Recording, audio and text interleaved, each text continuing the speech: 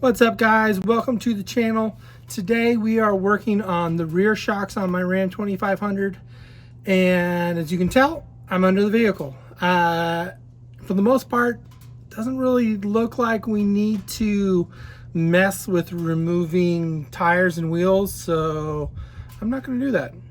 So we're going to try not to do that.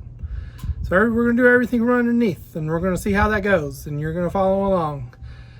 Everything is fairly easily accessible from both sides. Both shocks are what I would consider on the front side of the axle towards the cab, so they're both in the same orientation. I think having rear coil springs kind of helps in that versus having leaf. I feel like most leaf springs, there's always one shock in the front of the axle and one shock on the back of the axle. But on this, both are front. The only thing that is kind of weird is they're both eyelet, which is similar to what you usually see on front axles. So that part is kind of different, but I've already verified what sizes we need. So I got all the wrenches ready and I'll set up and let's get to cracking. So kind of hard to tell, but right up top there is actually where the nut is. So up top there is where the nut is for the shock. So kind of an eyelet. Ow, dang it, not a whole lot of room under here. But again, taking the tire off doesn't actually help much.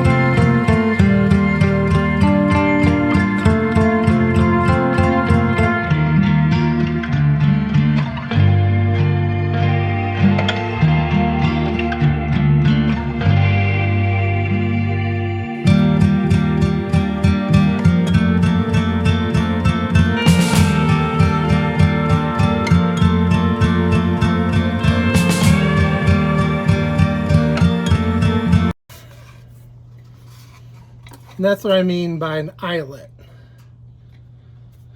There might be another technical term for it. I don't know what it is. It's what I've always considered. And this is an other end style of shock.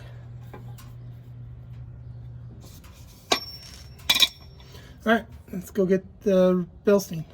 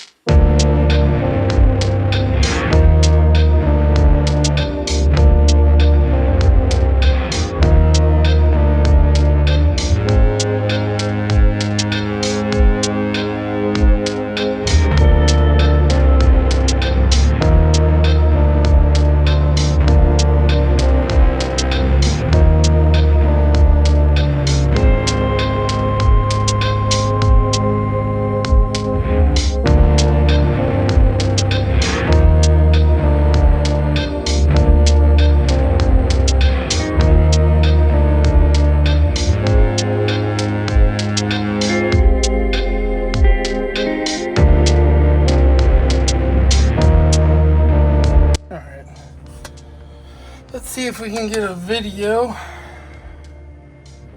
of the nut up there. You can kind of see it. Just kind of a pain in the butt. Especially when the provided nut is that lock washer. You know, that plastic lock washer in it. So you have to use